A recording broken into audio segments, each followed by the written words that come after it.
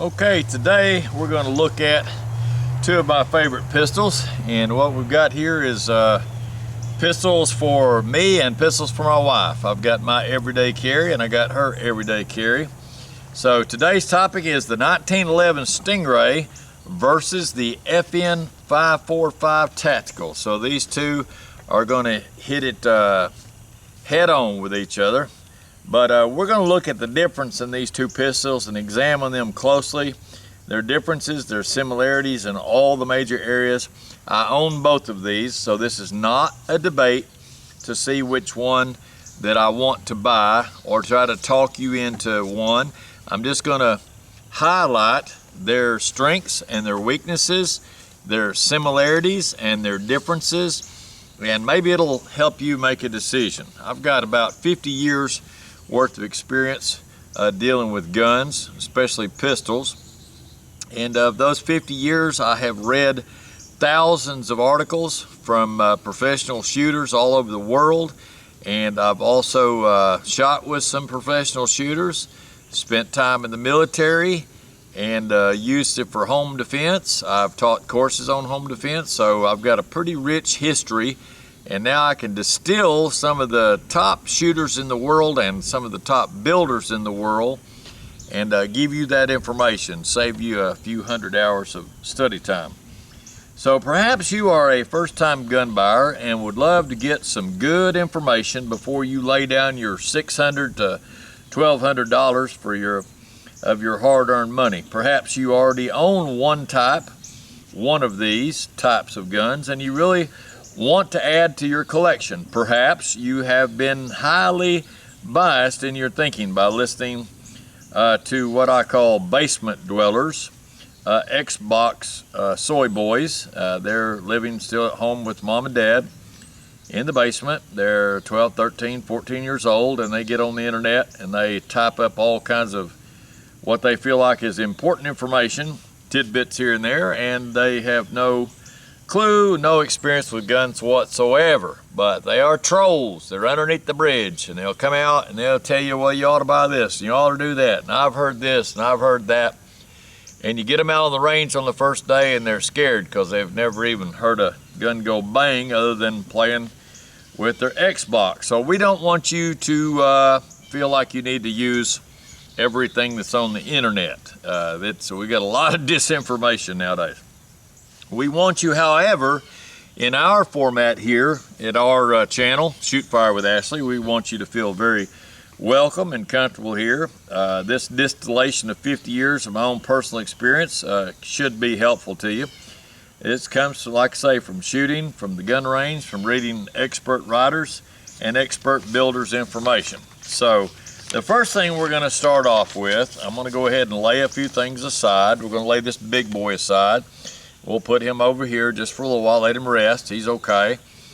And we're going to do some myth busting on this pistol you see right in front of you. So this is my wife's brand new EDC everyday carry. Let's have a look at it. Pull it. You notice she's a lefty. This is left-hand side. Notice also it has a control for her. It has ambidextrous controls for the safety, thumb safety. And she is very used to being in a right-handed world, so this presents her no problem at all. Even though she carries left-handed, she uses her index finger to do a mag release, does good with that. So let's go ahead and check her for empty, make sure it's good to go. So we got that, it's empty. Pull mag out. I like to do a pinky check. You're not going to beat a pinky check. Gaston Glock teaches that, page number 20 of his Glock owner's manual. So don't ever feel like you're going to snap your finger off. Nobody's ever snapped their finger off from putting it in a machine. It's a funny thing to me. People say, oh, I'd never put my hand inside a machine and something would hurt me. But yet they climb inside a 4,000-pound car and drive it down the road with a bunch of other people that are not so smart that might hit them head on, and they are inside the machine, their whole body. So you have to do a little bit of trusting. This is the old 1911. Now let's do some myth busting on this. I like to do this. Myth busting. My first thought is, why have several modern companies decided to jump off into manufacturing the 1911 pistol? And these companies would include, this is not all of them, but these are what come to my mind, and feel free to add yours. You've got Ruger, FN America, you've got TSOS, you got Kimber, you got Wilson Combat, Nighthawk, you've got Bull, B-U-L, out of Israel. We got Springfield Armory, we got Colt, Dan Wesson, Rock Island Arms, Les Barr, etc., etc., etc. So these companies will put a great big fancy building up. They will spend all that money on CNC equipment and begin cutting parts, and the first thing you see them cut is a slide for a gun like this 1911, something that was designed and built around the 1911 period. John Moses Browning took one of these bad boys, very similar to this, in a government format, had a 5-inch tube on it. It was a little bit rattly because they left loose tolerances. He took it out on the range one day. All the congressmen, senators were out there, the army generals are out there, and he went to demonstrate the reliability that he had of a 1911, the first 1911 pistol. He had cases of ammunition, and he fired 6,000 rounds with 0 stoppage. Not one failure to feed, not one failure to eject, not one failure to fire. 6,000 rounds were fired, and it wasn't long after that the Army said, we'll sign some contracts and you can build us some of those. So that's how that went. The 1911 is a super iconic pistol for several reasons. First, it won 2 American World Wars and has been around over 100 years, so it has well stood the test of time. Secondly, it is a design that is very hard to beat, from the grip angle, the super precision trigger, the durability, and the great looks. The 1911 is very hard to beat. And thirdly, it is a very fun gun to customize whatever you want, from anywhere from an old beater truck gun, that's your $400, $350 specials. You just want to beat it, knock it around, and not worry about it, the finish on it anymore. Gets a little spot of rust, no big deal. You hit it with some steel wool, put some oil on it, and roll on. No worries. You knock a ding in the wood, no problem. Throw it in the truck, put it underneath the truck seat, knock it around. That's one end of the spectrum. And you can have it from that all the way up to the beautiful, highly polished, decorated safe queen that sits on a velvet cushion in your safe, and you never scratch it, you never hurt it. And there are millions of kinds all between. The old beater truck gun, which this is not a truck gun, but we don't treat it highly specialized. My wife is kind to it, but it's a knockaround. It's a daily EDC carry. It's going to get scratched, going to get beat up a little bit. It's not a safe queen, but you can bet your life on this pistol just like this, that it works. And the 1911s, it's never going to go away. They're not anytime soon going to just disappear off the scene.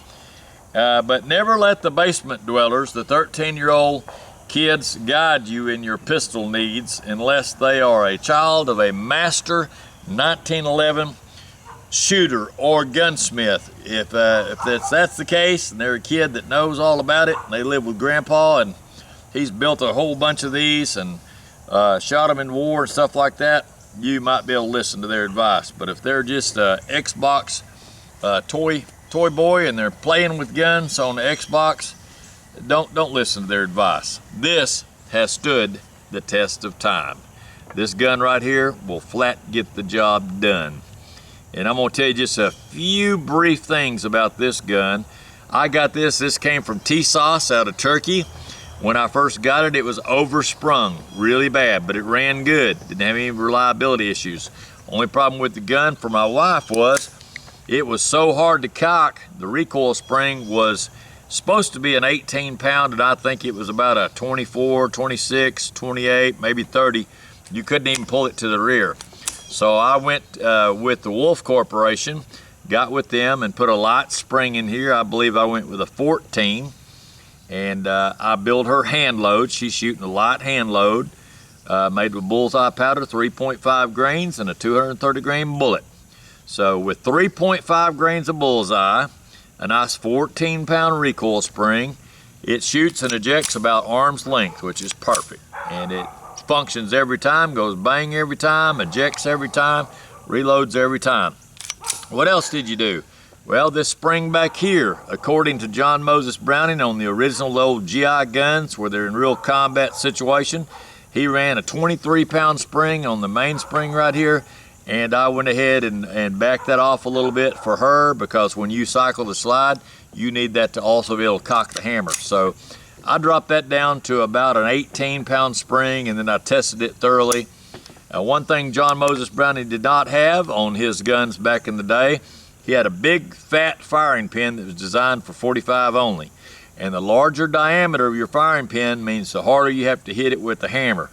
So the new guns have either a 38 Super / 9mm, which is almost a nail tip. It's a smaller diameter.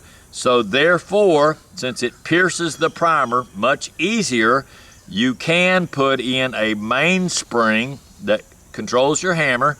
You can put one in that's lighter. You can go down to, instead of a 23, you could go down to a 20 or an 18 or whatever you'd like. But you do have to be careful that you don't sacrifice your reliability. So I shot several rounds with it. I pulled the primer up close to my eyeball. Look at that empty case, and it looked good, no problem. Now, if you pack this full of grease and dirt and take it into sub-zero temperature, you're going to need a stronger spring. But we don't do that with my wife's everyday carry. We're not sub-zero. We don't pack full of grease, don't pack full of dirt. So that's a moot point, nothing to argue about here. The part that I like is for her, she can now cycle the slide like that. It's nice and smooth. It's buttery smooth gun now. I will be buying her a different stainless steel plunger tube here, or I could call it a recoil spring cap. We'll have that recoil spring cap on there, and then the new barrel bushing. We're going to go with EGW. They make one that's super thick, and it's polished and melted, and it'll make the front end of that gun just look prettier with the stainless. And it's about 0.03 of an inch tighter on the going into the frame, and about 0.02 of an inch tighter fit to the barrel. So we will gain 1/1000 more tightness on the new EGW barrel bushing. Looking forward to that. But it'll, like I say, cosmetically, it'll dress up that nose and make that look prettier. So I have put a set of grips on here. I can put in the description, I'll show you who I got these from, but they were under $20 for these nice G10 grips. I hadn't even customized them completely for the bobtail. You can see that. Just took a fingernail file and did a little bit of work on that, but need to get the Dremel out and radius that a little bit more so it has a little curve there.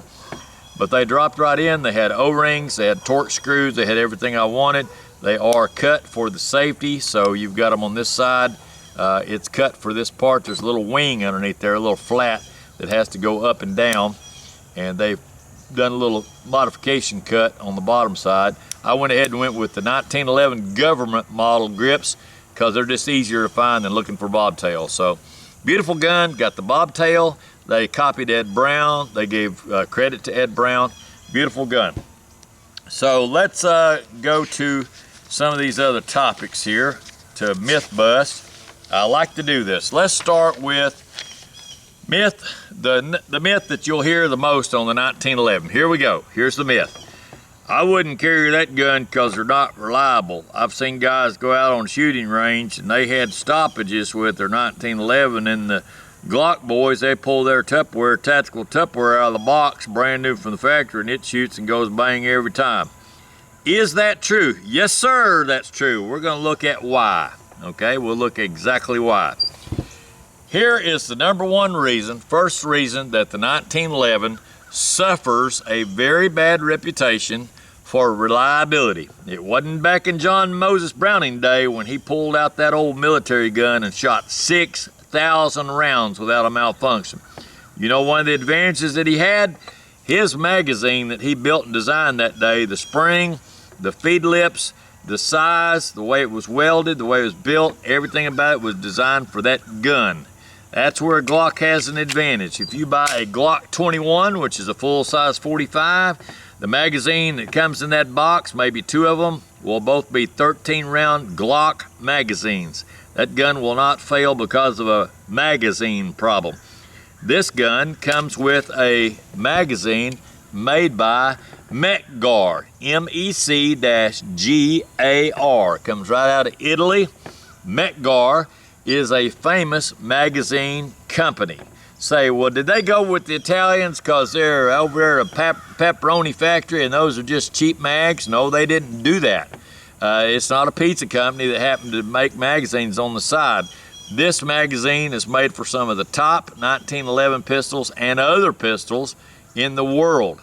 So there's nothing wrong with these. So, well, I want a Shooting Star, or I want a Wilson Combat, or I want a Trip Cobra. You can get those. You're welcome to get those, but make sure you prove it out in the gun. These are my wife. She has 2 of these. They're 8+1. It fits the gun well. It has a little buffer plate on the bottom, so if you drop it on the deck, it doesn't damage the metal. It absorbs some of the energy, and it goes bang every time. So there is the gun. There's the magazine. Mec-Gar comes in the box. I'm going to stick with what was in the box. It has very strong springs. It holds 8+1, and I'm going to tell you, this is my opinion, and I'm an expert at my opinion. On an 8+1, I do not jam 8 rounds in there to see if I can get it packed fully tight. I don't do that. If you buy a Trip brand, they're actually 8.5, meaning they leave extra space for the bullet. On mine, I put 8 in the magazine. I load the magazine into the gun, rack the slide. So 1 is now in the chamber, 7 in the mag. It lets that spring be nice and happy and not overly compressed. I believe that's a good method to use.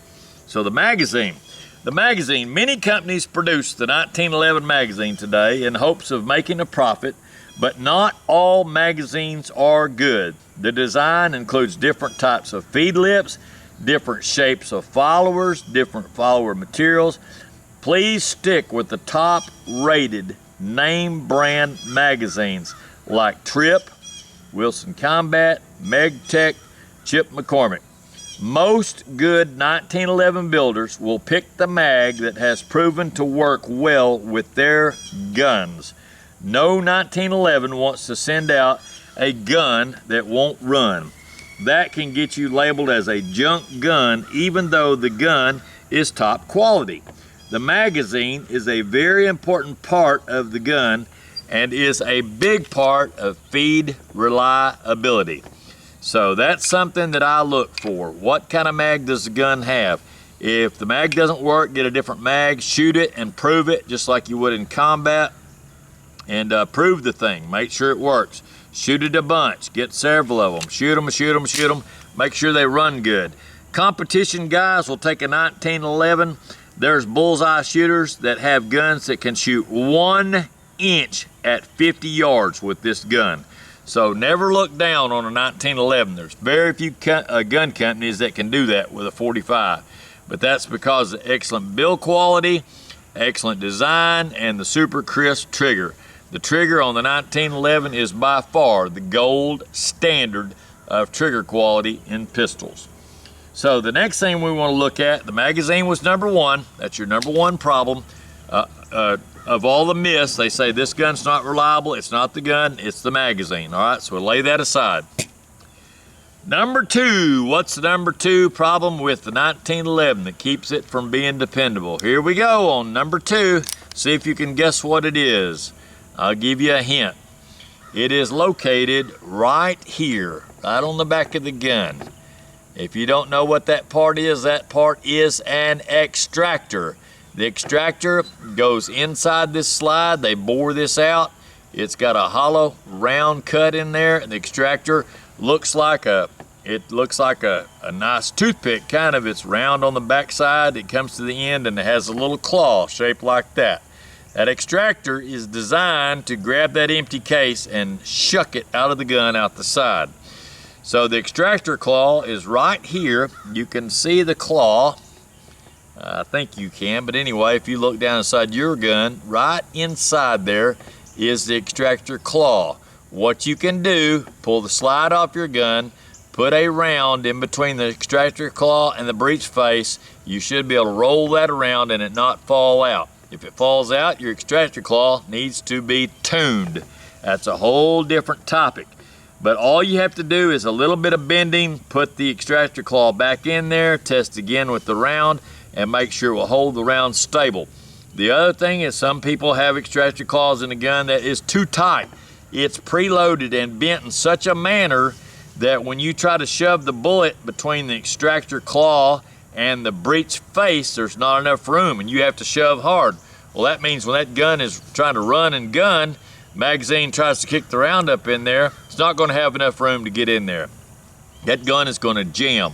So the extractor claw, there are many companies that you can buy these. If you bought a gun and it has some cheap MIM parts in it, you can get with Wilson Combat. You can get with let's see, I think it's MWG, Gunworks, the machine shop that builds the parts.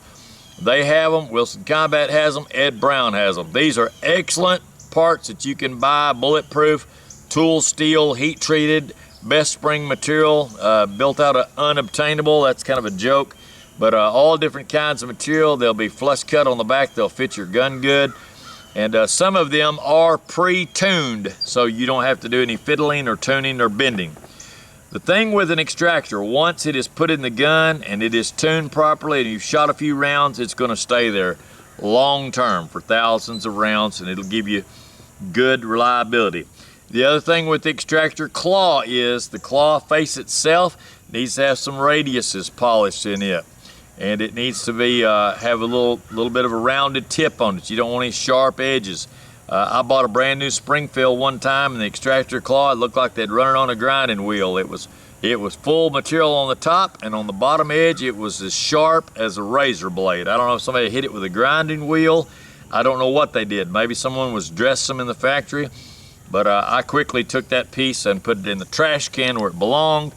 And I ordered a Wilson Combat, I did a little tuning on it, dropped it in, and we didn't have any more problems with that gun. So did that mean that the 1911 was unreliable? Listen, friend, that's like buying a brand new Toyota Corolla, one of the most dependable cars in the world, and then sticking a substandard part on there. Maybe you put a wheel on there that was bent, and you've got a tire that's almost flat, has no tread, and then you drive it down the road and you have a flat and you run off the road, crash the car, and you say, them darn Toyota Corollas are just not reliable cars. No, it wasn't the Toyota. It was the nut that took the nuts off the wheel and put on a bent rim and a flat tire, and then they blamed the whole car and the car name for adding something that was no good. So we got the extractor. It is a big part of feed reliability and ejection. The extractor has two jobs, feed reliability and ejection. It does those two jobs. So if that extractor claw is not put in there properly, it can clock, maybe it's too big for the gun or too small for the gun, it's not tuned properly, you're going to have problems with the 1911. It is a fairly simple device, but really needs to be tuned for any brand of 1911 to run buttery smooth with top-notch reliability, as it should run by design. So that's your second one, is the extractor. So let's review. Number one was the magazine. Got the wrong one, wrong feed lips, wrong design, you're going to have problems. The second one was the extractor, which is located here. Comes out to the breech face as a small hook. It's what grabs the shell and helps it throw it out the side and eject. It also controls feeding. This is a control feed gun. Once that round is underneath there and the claw is holding on to the back of the cartridge like this, onto the rim of the cartridge, it's going to control it and put it right into the tube. So the third thing, this is the third item. The third item that everybody likes to blame this gun for, and I've got one here as a demonstrator. Look at that. See that right there? That is a snap cap, but it's the ammo.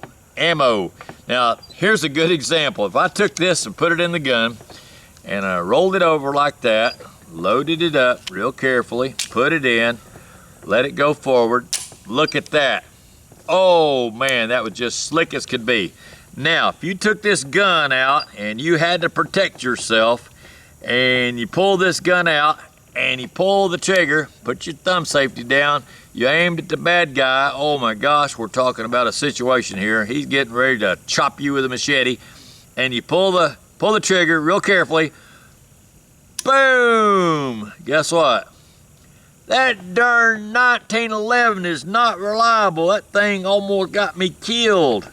Why? Well, let's have a look. You put the wrong ammo in it. You put a dummy round in there. That's what got you killed. It wasn't the gun's fault. It was the ammo you put in there. So, some people will get ammo. They'll get reloads, and the reload doesn't have enough powder in it. If you don't have enough powder, the gun will go bang when you shoot it, and this will go back about that far, and it won't be far enough to pick up the next round, and the gun will jam. Or the gun will go forward, and you pull the trigger, and you get no bang, just a click. Say, oh, the gun's not reliable. No, you got ammo that's it's not mil spec. It's not set up for the gun. Let's say you have, you buy from some company and they make the bullet a little bit too long. This bullet needs to be the right length. Say, well, maybe it's the right length, but maybe they didn't close the case mouth off. That case mouth needs to be crimped to an exact size. We'll deal with that later on some of the reloading. But if the bullet is the wrong kind of, in anything, the wrong size, the wrong pressure, the wrong powder, maybe a cheap primer in the back, maybe the primer didn't get seated far enough, it's not going to go bang. It's going to malfunction. It's going to have problems. So how did the military get around with that? I'll tell you how they did it. John Moses Browning, the day he went to shoot his gun, he had 6,000 bullets. Every one of them was mil spec, exact type of powder, exact primer, exactly the right length. They were all ball ammo. They were full metal jacket, solid copper on the case of the bullet, and they loaded up 6,000 of those and shot every one of them. Say, what does that mean? Well, it's a closed loop service. That means the pistol producer and the ammo producer all came together on the same page, and they wanted the same results, and they got them. So as a buyer, you get yourself a 1911, always get good quality ammo. Don't go with cheap junk. Buy you some Winchester white box. It has proven itself year after year after year. If you're buying some defense ammo, get some hollow points that are designed to run in the gun, that is built for ball ammo. That's important. I don't shoot the hollow points. I know people be mad at me, but I shoot ball ammo. It just works and works and works and works. Never had to shoot a bad guy, but if I do, I've got 100 years of history that'll tell you a ball will make them fall. So some people say, well, the ball ammo's only got 60% one-shot stop. That's true, but when you go double tap, tap, tap, that's 60% plus 60%. That's good enough for me. So ammo is a really big part. And since I'm an avid reloader with 40 years of experience, I can speak with some authority here. The live round needs to be of a certain length to run well. First, let's talk about what the gun was designed around. This gun was designed around 230 grain ball ammo, full metal jacket. So it should be no surprise to you that if you take full metal jacketed ball ammo in a 230 degree format and put it in this gun, it's going to run. Now you start getting into some semi-wad cutter and flat nose and radical hollow points and things like that and say, well, my gun's having a hard time. It's not the gun having a hard time, it's the owner of the gun not realizing this is designed to shoot ball ammo. I know they throat some barrels. I know some barrels have a large ramp on them. This one does not. I know some magazines are set up with the feed lips so that the feed lips are different lengths and makes the bullet tilt different and all that stuff. Wilson Combat, their 47D, basically circumvents the whole design of controlled feed. It is designed in such a manner that the bullet is at a different angle and basically throws it like a hot dog down the tube, throws it right in the center of the barrel, doesn't even hardly use any feed ramps. If you want to use that, there's lots of people that love the Wilson 47D mag. That's fine. And you may even be able to get by with some radical hollow points with that mag. Me personally, I'm going to try to stay fairly close to the design that John Moses Browning had in the 1911. So, well, you got a high rod beaver tail. If you could pull John Moses Browning out of the grave, I promise you, he would not have a problem with that gun no longer giving you a bloody bite right here in the web of your hand because a hammer came down and bit you between the back stub of that gun. He would not have a problem. That does not change the functionality of the gun. He wouldn't have a problem with this little speed bump that makes your grip safety a little more sensitive, makes it a little easier to disengage that safety, If you're riding a horse or you're jumping off a four-wheeler or in a truck or going underneath the vehicle and you have to grab it quickly and you don't have the best grip in the world, that will make it go bang. So he wouldn't have a problem with that. So we've got the first three. The magazine, talked about that. The extractor claw in the back, that's another problem on 1911. And the ammo. You put a dummy round, you're going to get dummy results. You put a round that's not the right size, it's not going to run right in that gun. So those are factors to think about. So I'm going to tell you this, give you some numbers that I use on mine. This is not even the right size. It's a little bit short, but this gun seems to run with it okay. It's a dummy. But the round that I use when I build mine, a lot of books call for this to be an overall case overall length or cartridge overall length. I correct myself there. Cartridge overall length in most books calls for a 1.260. A lot of avid shooters, competition shooters, like to build bullets that are live rounds, 1.25. And so when I sit down on my bench and I set my bullet pusher up to push that down, I split the difference and make mine 1.255, falling right between a 1.25 and a 1.26. And every 45 that I've got, it runs good in it. Whether it's this old-timey design or the new modern design like that, either one, it runs good in it. 1.255. 3.5 grains of bullseye powder does great for this gun with some lighter recoil springs for my wife for reduced recoil in a commander. This is an aluminum lower frame, which means this gun's going to weigh in at 26 ounces. You do not want a full military load, 5.5 grains of bullseye coming out of the tube at 900 foot a second with a 230 grain ball. You don't want to do that, not for a girl.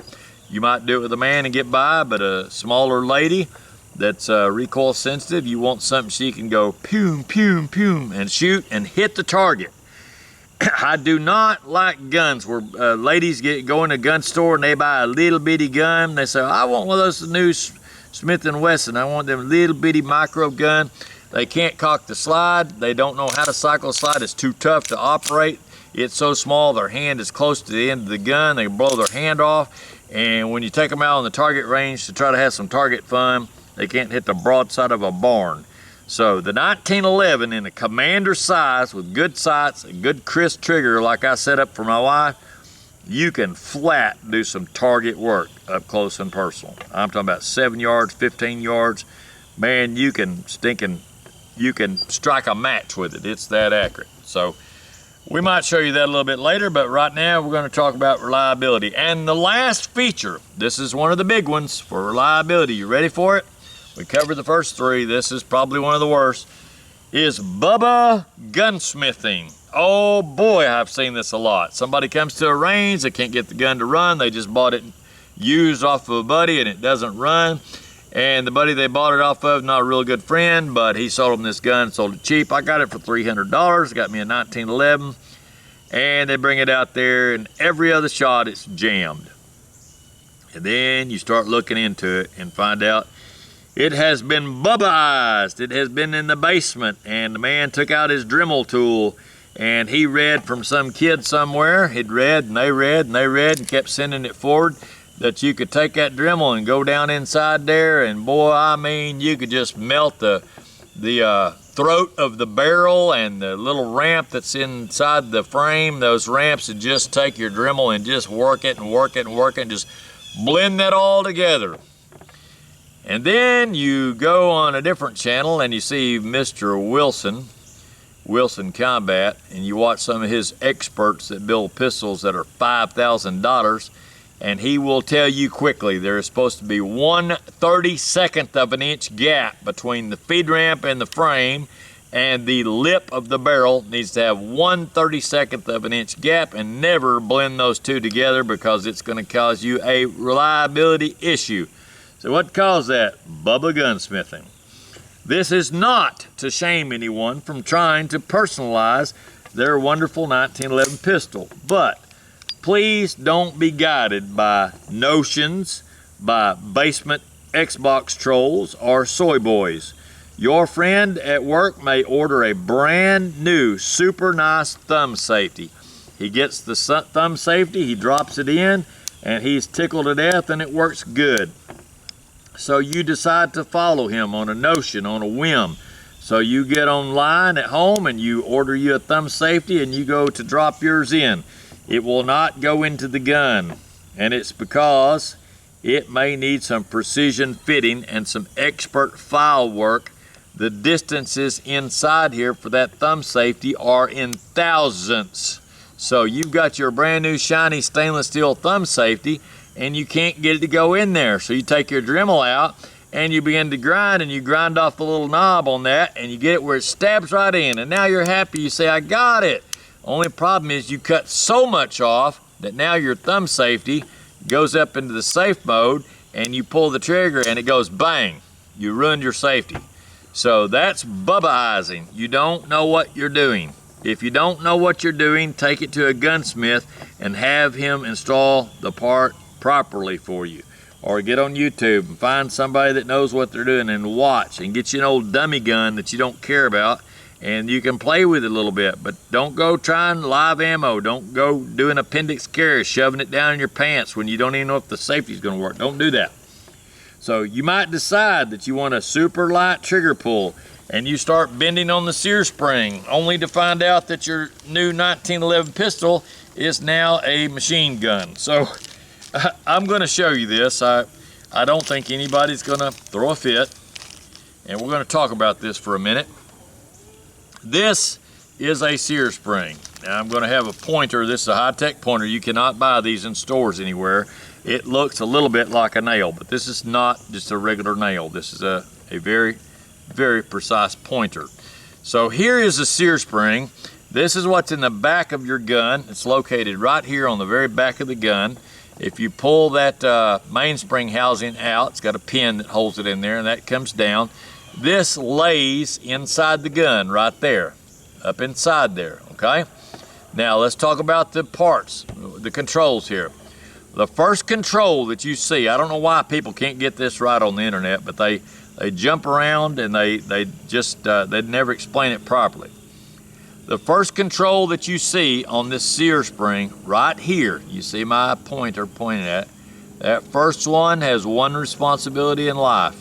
All that does is that pushes against your grip, safety. That's what makes it spring back out. When I let go, this is the man responsible for the job. That is your spring that controls your grip safety. That's all it does. Leave it alone. So the new gunman, he gets this out and he goes, I'm gonna fix my trigger. I've heard that this will really do it. Yes, it will. The next spring right here in the middle is the one that's responsible for trigger reset. It is the one that gives you that initial take up on this trigger. So when you stick your finger in there and you pull back on the trigger a little bit and you feel that first pound, see that motion?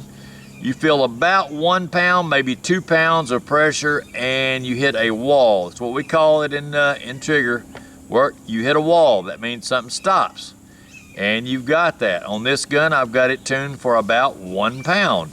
So you pull it to the rear. Say, how do you tune that? Well, you literally take this spring and you bend that spring a little bit. It's leaning forward to hold it down, and you would bend that back just a little bit and keep trial and error. It's called empirical analysis. And you do that over and over again, put the gun back together, and you go until that has a nice reset that you like. So not only is that pre-take up or take up slack, it also makes sure that after you fire the gun, now I'm gonna do this like this, fire it, hold it down, it makes sure that your hammer stays cocked. If you take all of that reset out of that hammer, you will get hammer follow. If you've done that wrong, that means when you cock the gun, holding the trigger down, cycle it, let go, the hammer should stay to the rear, and listen carefully. Listen for a little click. There's a little click. Notice the spring, let that come back out. I'm gonna show you again this way so you can see it better. I fire it, I cycle it, holding the trigger, I keep it held, I let off of it, watch it come out. Now watch carefully. And it came back out. So that center spring on this sear spring, this flat sear spring, that one does your trigger reset, and it's the initial take up. You always want to have about 1 pound 1 to 2 pounds of pressure that keeps on the trigger sear at all times. The last one is your critical boy. That's the critical one. This is what actually makes up what we call the poundage. You've got your first pull, and then after that, you've got your literal poundage of the trigger. Is that last one right there. I'm going to do this again. This one sets the sear pressure where the trigger is going to break after the preload.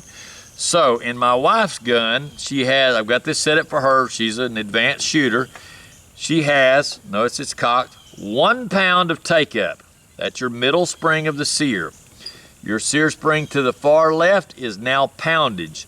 So on her gun, it's 1 pound of take-up and then 1.5 more pounds. So you get to add both those together to find out your total trigger pressure. 1 pound plus 1.5 pounds equals 2.5 pounds. Say, gosh, that's light for a carry gun. It sure is, and she can make some very accurate shots with it too. Most people need about a 4 pound to 5 pound trigger to be safe, but she can do 2.5. So 1 pound take up, 1.5 more pounds. Total breakage is 2.5, and I'm telling you that is a crisp, wonderful trigger. Now you can find these special pointers. They do sell these at Lowe's. You'll find them mixed in with the finished nails, and that's, I don't remember number 8 or number 6, but they do sell those, and I like those. I could not get anybody on the internet to do this properly. This first spring here that sticks up the most is the one that controls your grip safety.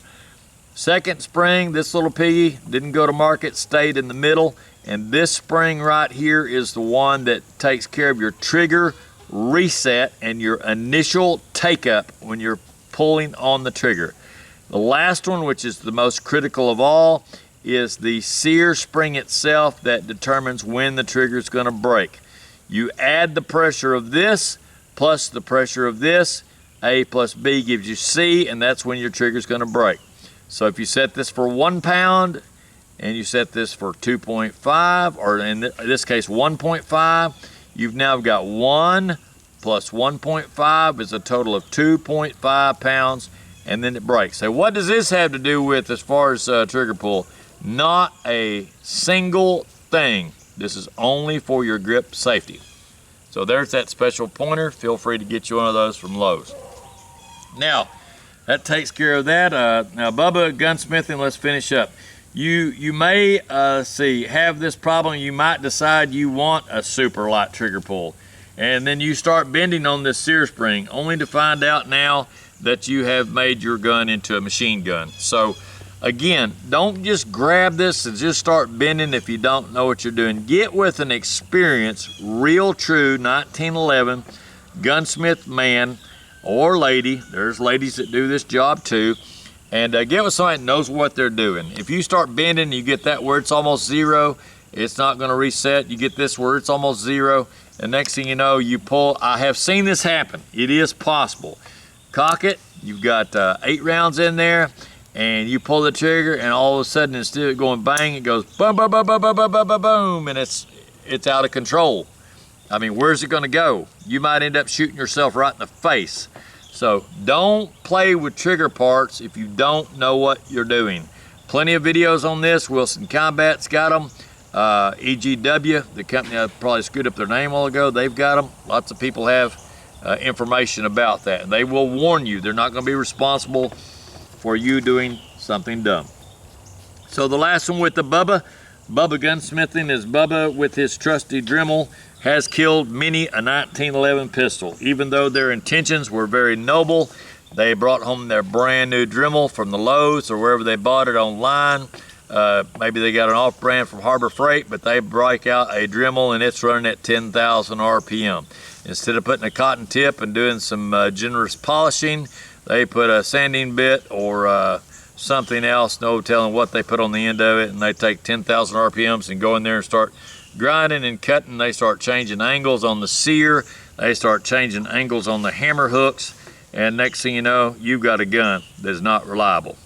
And then they tell their friend about it, and they say, them 1911s, they're not reliable. No, Bubba, You should have bought the thing from the factory, bought some factory ammo and shot it and enjoyed it, and get to tell your buddies how super reliable this gun actually is. With ball ammo and you holding the gun right, oiling it, shooting it right, this gun will run and run and run and run and wear out your checkbook, your credit card, or your wallet, burning up so much ammo with reliability.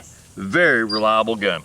So I hope that this was informative to you, and keep coming back to Shoot Fire with Ashley. Click that little like and subscribe. And also, I am a coffee drinker. We do have a little click on there, it looks like a heart, and you can click on that. It's like a super thanks, and it'll send me $2, and I can keep drinking coffee so I can talk faster and faster on my videos and still give you good information. So click that $2, that'd be great. And I'm not begging, I'm just asking, because sometimes you have not because you ask not. Thanks again, and look forward to you coming back, and we'll enjoy the old 1911, and next we'll break out his big brother, the more modern FN 545 Tactical. So look forward to seeing you when you come back. Thanks again, over and out for now.